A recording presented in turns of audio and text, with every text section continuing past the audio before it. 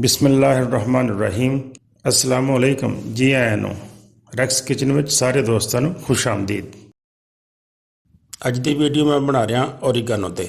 ਔਰੀਗਾਨੋ ਇੱਕ ਸਪਾਈਸ ਹੈ, ਇੱਕ ਮਸਾਲਾ ਹੈ ਜਿਹੜਾ ਮੁxtਲਿਫ ਖਾਣ ਵਾਲੀਆਂ ਚੀਜ਼ਾਂ 'ਚ ਇਸਤੇਮਾਲ ਹੁੰਦਾ ਹੈ, ਖਾਸ ਤੌਰ 'ਤੇ ਪੀਜ਼ੇ ਵਗੈਰਾ 'ਚ ਇਸਤੇਮਾਲ ਹੁੰਦਾ ਹੈ। ਇੰਡੀਆ ਦੇ ਵਿੱਚ ਲੋਕ ਲੱਸੀ ਵਗੈਰਾ 'ਚ ਵੀ ਇਸਤੇਮਾਲ ਕਰਦੇ ਆ। ਇਹਦਾ ਟੇਸਟ ਲੈਮਨ ਤਰ੍ਹਾਂ ਦਾ, ਮਿੰਟ ਤਰ੍ਹਾਂ ਦਾ ਹੁੰਦਾ ਹੈ।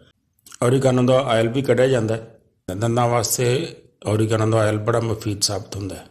ਔਰੀਗਾਨੋ ਦੇ ਖੁਸ਼ਕ ਪੱਤੇ ਹੁੰਦੇ ਆ ਅਤੇ ਉਹਨਾਂ ਦਾ ਬਹੁਤ ਅੱਛਾ ਟੇਸਟ ਹੁੰਦਾ ਹੈ।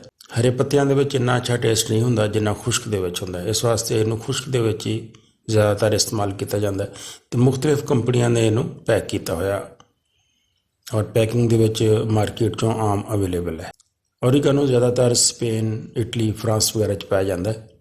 ਔਰੀਗਾਨੋ ਦੇ ਮੁਤਲਕ ਬੜੀ ਕਨਫਿਊਜ਼ਨ ਪਾਈ ਜਾਂਦੀ ਹੈ ਕਿ ਬਹੁਤ ਸਾਰੇ ਲੋਕ ਇਹਨੂੰ ਕਹਿੰਦੇ ਆ ਕਿ ਨਿਆਜ਼ਬੋ ਹੈ, ਯਾਨੀ ਬੇਸਲ ਹੈ, ਅਤੇ ਸਭ ਤੋਂ ਜ਼ਿਆਦਾ ਲੋਕ ਇਹਨੂੰ ਅਜਵਾਇਣ ਦੇ ਪੱਤੇ ਕਹਿੰਦੇ ਆ। ਲੇਕਿਨ ਮੇਰੀ ਮਾਲੂਮਾਤ ਜਿਹੜੀ ਹੈ ਉਹ ਕਹਿੰਦੀ ਹੈ ਕਿ ਅਜਵਾਇਣ ਦੇ ਪੱਤੇ ਨਹੀਂ। ਔਰੀਗਾਨੋ ਇੱਕ ਅਲੱਗ ਪੌਦਾ ਹੈ, ਅਜਵਾਇਣ ਇੱਕ ਅਲੱਗ ਚੀਜ਼ ਹੈ। ਅਜਵਾਇਣ ਦਾ ਪੌਦਾ ਬਿਲਕੁਲ ਮੁxtਲਿਫ ਹੁੰਦਾ ਹੈ। ਅਜਵਾਇਣ ਹੋਰ ਚੀਜ਼ ਹੈ, ਤੁਲਸੀ ਹੋਰ ਚੀਜ਼ ਹੈ, ਬੇਸਲ ਯਾਨੀ ਨਿਆਜ਼ਬੋ ਹੋਰ ਚੀਜ਼ ਹੈ। ਤੁਲਸੀ ਦੇ ਪੱਤੇ ਜ਼ਰਾ ਬੜੇ ਹੁੰਦੇ ਆ, ਚੌੜੇ ਹੁੰਦੇ ਆ। ਨਿਆਜ਼ਬੋ ਦੇ ਪੱਤੇ ਜ਼ਰਾ ਛੋਟੇ ਹੁੰਦੇ ਆ।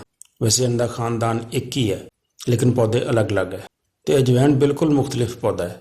ਅਜਵਾਇਣ ਦਾ ਪੌਦਾ ਸੌਂਫ ਦੀ ਤਰ੍ਹਾਂ ਦਾ ਹੁੰਦਾ ਹੈ, ਜਿਸ ਤਰ੍ਹਾਂ ਸੌਂਫ ਦਾ ਪੌਦਾ ਹੁੰਦਾ ਹੈ, ਜਦਕਿ ਔਰੀਗਾਨੋ ਦੇ ਅਲੱਗ ਪੱਤੇ ਹੁੰਦੇ ਆ ਔਰ ਇਹਦਾ ਪੌਦਾ ਇਸ ਤਰ੍ਹਾਂ ਦਾ ਹੁੰਦਾ ਹੈ ਜਿਸ ਤਰ੍ਹਾਂ ਪੁਦੀਨਾ ਹੁੰਦਾ ਹੈ। ਪੁਦੀਨੇ ਨਾਲ ਮਿਲਦੇ ਜੁਲਦੇ ਪੱਤੇ ਹੁੰਦੇ ਇਸ 'ਤੇ ਪੌਦਾ ਵੀ ਇਸ ਤਰ੍ਹਾਂ ਦਾ ਹੁੰਦਾ, ਟਹਿਣੀਆਂ ਵੀ ਇਸੇ ਤਰ੍ਹਾਂ ਦੀਆਂ ਹੁੰਦੀਆਂ, ਲੇਕਿਨ ਜ਼ਾਇਕਾ ਬਹੁਤ ਅੱਛਾ ਹੁੰਦਾ, ਫਲੇਵਰ ਮੁxtਲਿਫ ਹੁੰਦਾ ਹੈ।